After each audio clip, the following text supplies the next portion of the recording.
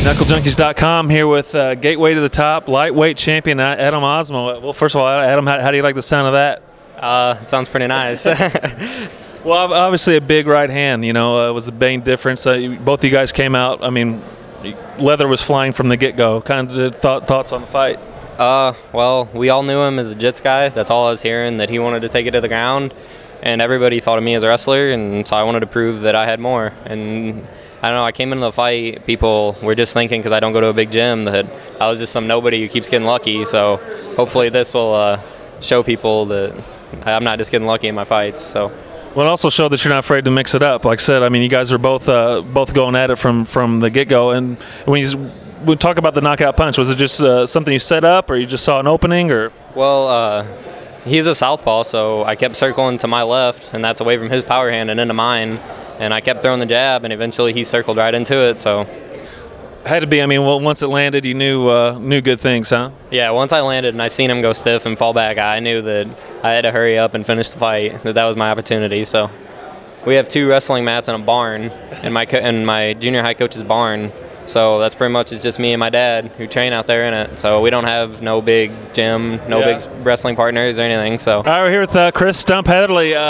Chris, another big kick kind of leads to another win. Just thoughts on the quick victory here?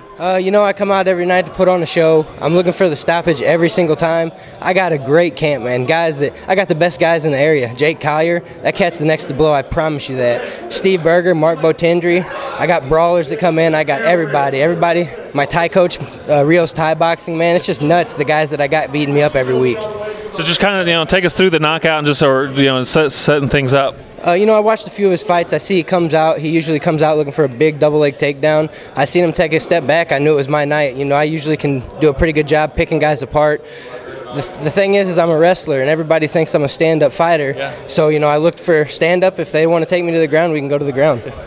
And, I mean, once it landed, how did you feel about things? You know, I was a little over-anxious on the kick. I threw it a little early. I caught him with foot and shin. Yeah. Once I seen him buckle, I knew that's all she wrote. If I kick you in the head and I end up in the top position, you get out, you're a bad dude. Yeah. You know, the only guy I've ever punched that hard and he's got out is Tony Siders. Yeah. And that's a tough guy, you know. So tonight, you know, I knew once I landed the kick, I dropped some bombs. That was all she wrote. So how has that kind of slow progression from 205 to where you're eventually at now?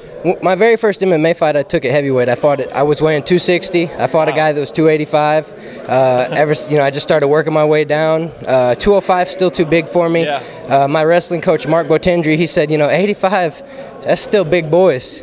I seen a couple pro 85ers after working with Jake Collier.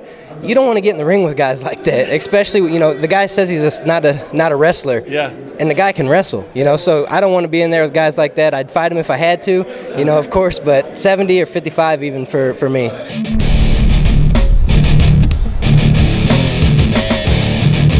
knucklejunkies.com